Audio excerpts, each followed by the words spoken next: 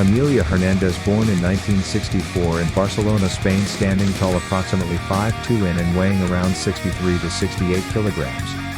Hernandez, whose father died when she was 11, is the second youngest daughter in a family of 5. When she was little, she loved helping her father, a construction worker, carry the heavy stones and bricks he used to build houses. For 13 years, she worked in beauty salons throughout Barcelona, cutting hair and giving manicures. And even though there was a gym next door to one of the salons where she worked, exercising, much less bodybuilding, wasn't part of her daily routine. Eventually, Hernandez decided to change her lifestyle. Her interest in becoming physically fit and healthy prompted her to become a vegetarian, for a short time, and start experimenting with different kinds of cardiovascular exercises in the gym. "I was curious about the machines that all these men were using," Hernandez said. "At the time, there weren't very many women in the sport, so I started working out on the machines by myself. One of the personal trainers who worked in the morning would come and show me how to use them, and then I'd come back later that night, and there would be another guy telling me something completely different from before." Hernandez decided to learn the correct way to use the weightlifting machines on her own, so she took a 6-month course to become a certified personal trainer and nutrition consultant. 4 months after she first walked into a gym in 1991, she competed in her first bodybuilding competition. The following year, she won her first regional competition.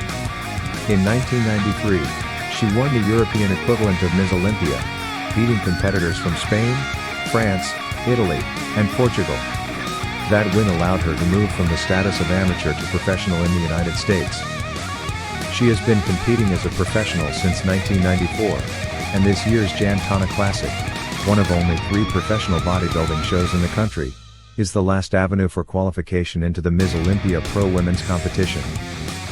Before a major competition, Hernandez, who carries 140 pounds on her 5', 2" frame, maintains an average of 5% body fat. As of March 19, she eliminated practically all dairy products from her diet to minimize water retention and keep her 21-inch waistline. Chocolate, one of her few weaknesses, and starchy foods high in carbohydrates also are ruled out during the weeks before the contest. "I'm very serious about my training, and I'm not here to fool around," Hernandez said. Bivens, who helps choreograph his wife's posing routines and gives her advice on nutritional supplements that weren't available to her in Europe, said living with a professional bodybuilder has made him realize he lacks discipline. "She comes home from working out and brings me ice cream and frozen pizzas, and she just sits there and watches me eat it without a problem," Bivens said. "A lot of my friends who are bodybuilders would go crazy if I did that to them, but she's okay with that." Hernandez recently cut down her caloric intake from 2,200 during the regular training season to 900 calories, most of which are derived from protein-rich foods.